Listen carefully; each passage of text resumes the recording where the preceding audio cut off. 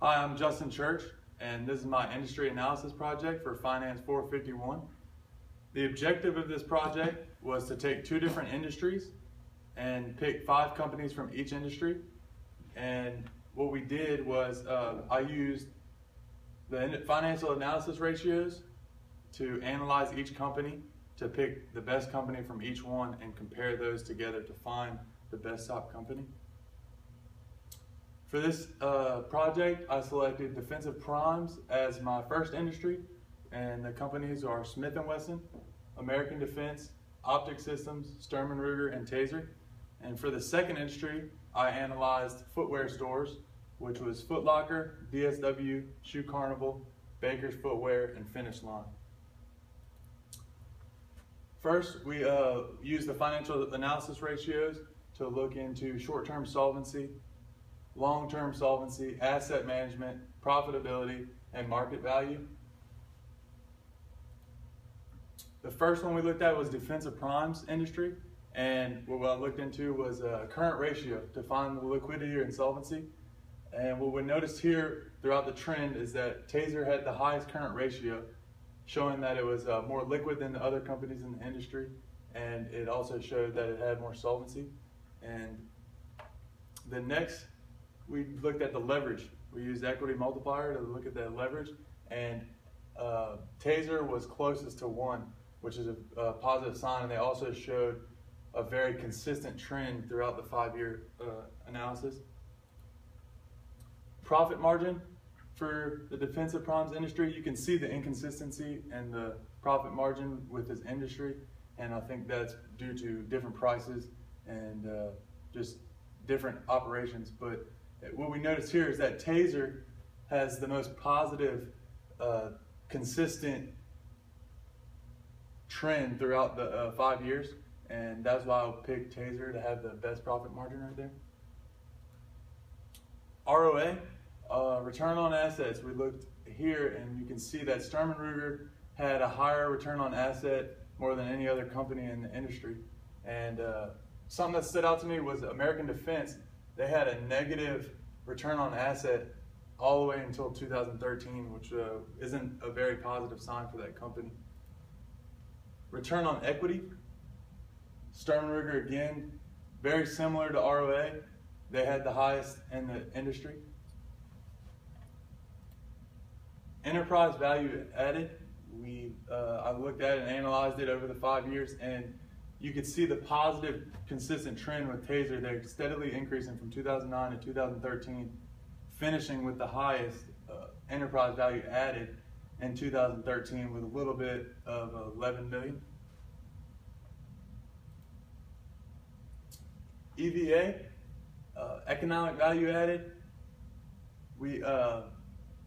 For Smith & Wesson, it really stood out to me because they came from a negative in 2009 to finishing with the highest in the industry in 2013. So they did a 360 with their EVA, and that was why I picked Smith & Wesson to have a very positive sign, the direction and the trend that it's going.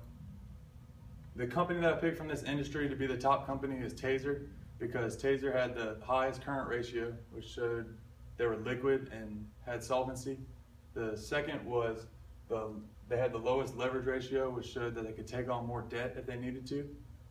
And they had a positive profit margin growth, and it finished with the highest in 2013. And they also had the best enterprise value. For the second industry, we looked at the footwear industries, and I did the same thing with the line graph so you could see the trend over the 5-year period from 2009 to 2013. And here, for liquidity, the highest current ratio was Shoe Carnival. They started out with 3.5, and it raised to a little over 4 in 2013. So that was a positive sign for Shoe Carnival and the current ratio. Leverage ratio for the footwear stores, I used an equity multiplier again for this, and Finish Line had the lowest equity multiplier, showing that they had a good leverage ratio and they could take on more debt if they needed to. Profit margin. Profit margin is very hard to decide between the two of which one had the most positive, because DSW, although they got to the highest point, you see a decline from 2011 to 2013, and Foot Locker had a positive trend all throughout, so that was why I would say that one would be better for profit margin. Return on assets, Finish Line again, very similar to profit margin. They finished with the highest in 2013. Return on equity. Return on equity is very close in this industry, excluding Baker's Footwear. You can see how negative that was, but return on equity for the other 4 companies were very close, but I would have to say that Finish Line had the best one because it was the most consistent throughout the 5 years and finished with the highest in 2013. Enterprise value for the footwear industry, it really didn't compare. I mean, there's a positive trend with all 4 of these companies, but Foot Locker stood out the most with the highest enterprise value, which is very impressive to me. And economic value added, Foot Locker also, again, you can see the trend that it had way higher than most of these other companies in the industry. So at the end of that, I chose Foot Locker to be my best company because they had the lowest leverage ratio, which showed they could take on more leverage and take on more debt if they needed to.